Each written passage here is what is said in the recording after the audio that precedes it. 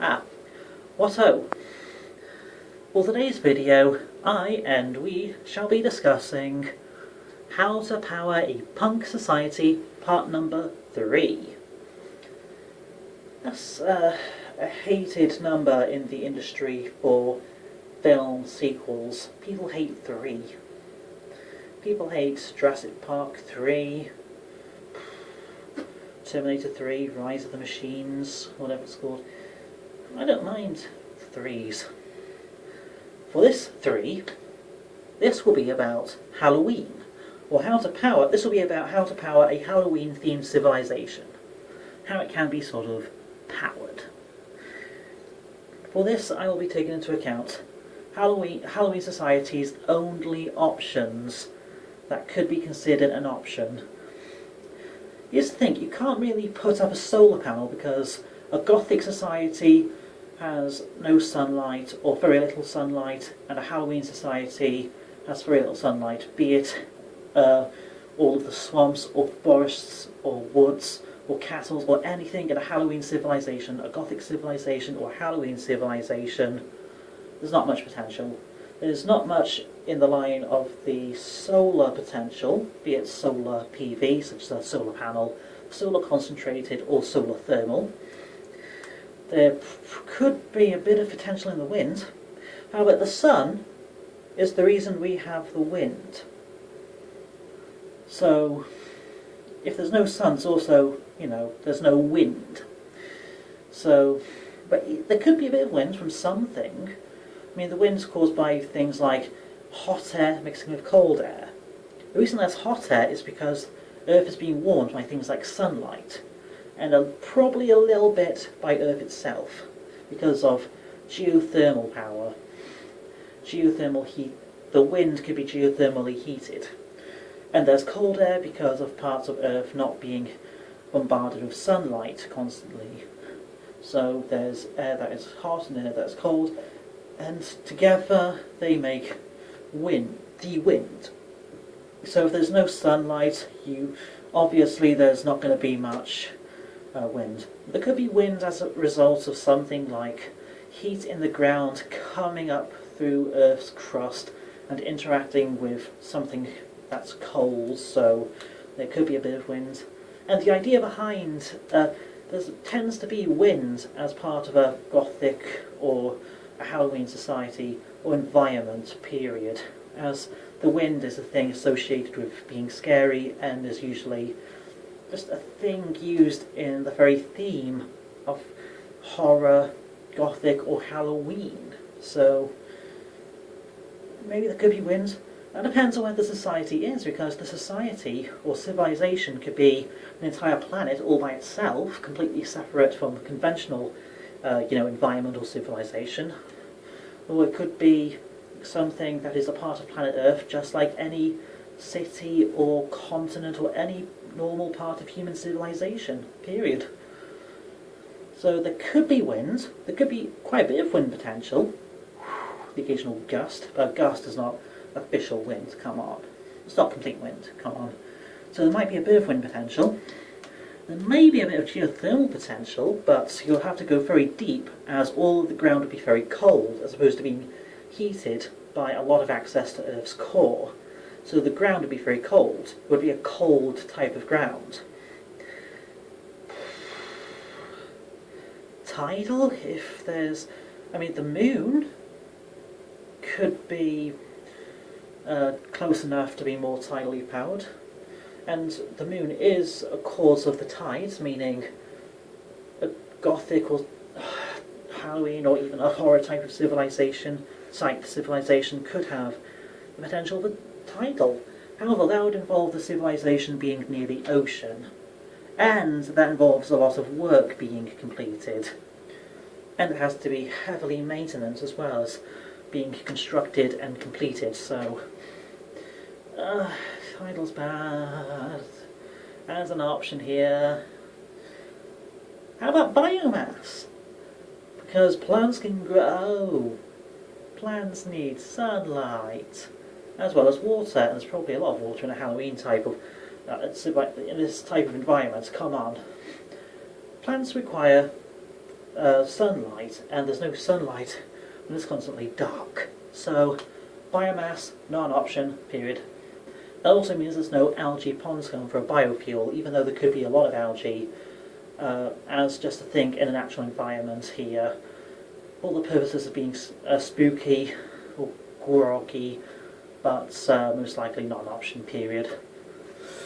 There's no sunlight potential, very little wind potential, there's no tidal potential, no biomass potential, no algae ponds going for a biofuel potential, very little geothermal potential.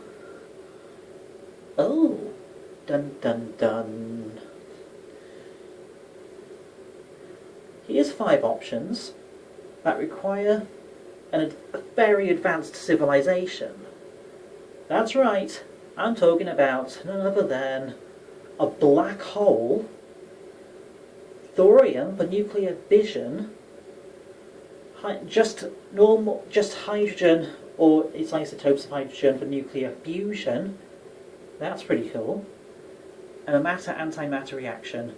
And for number 5, geothermal in planet Earth's core itself. The planetary core geothermal. That is planetary core geothermal. Oh god. There are a few problems, of course. All of these options require very advanced tech that is most likely not in the hands of something that is gothic or horror themed. Gothic themed, Halloween themed.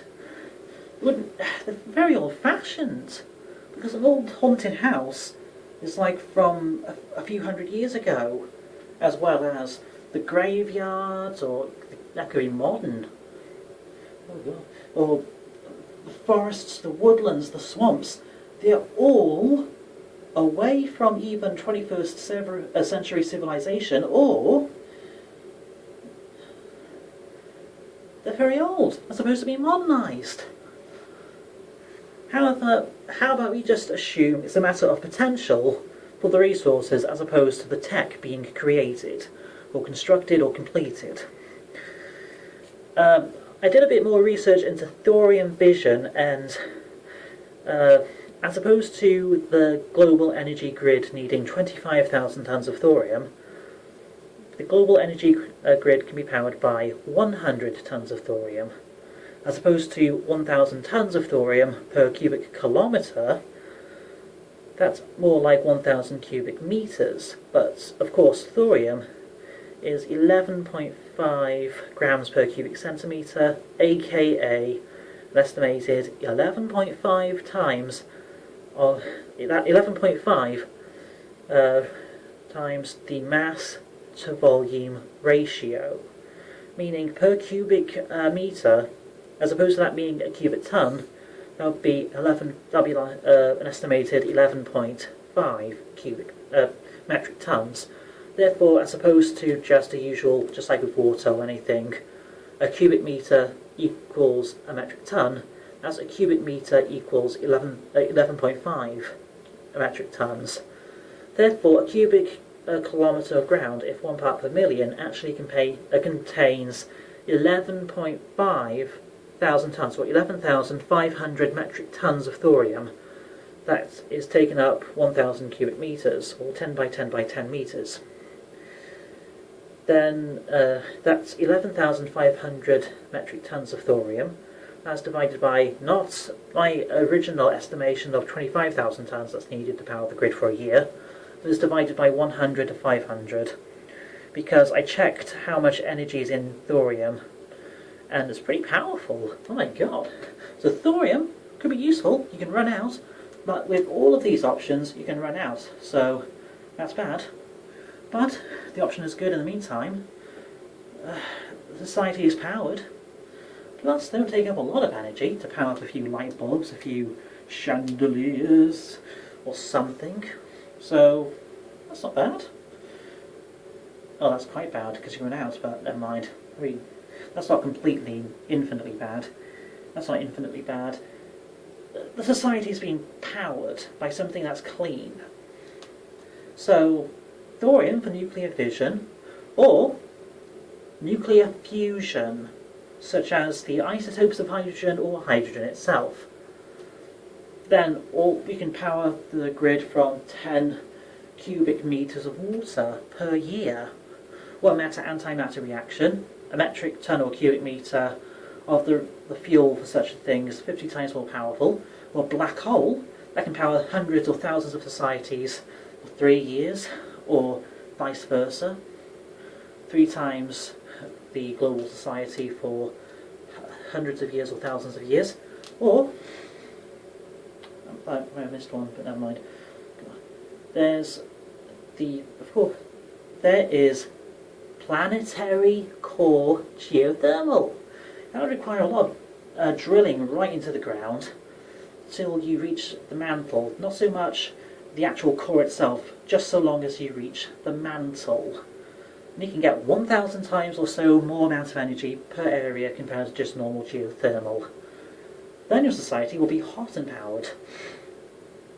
So that's how a Halloween-themed society could be powered.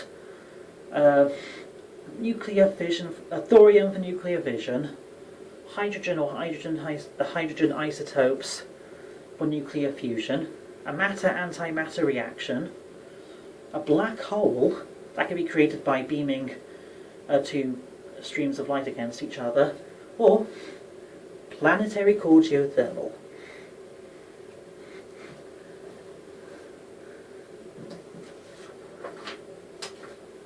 Happy Halloween! Ooh.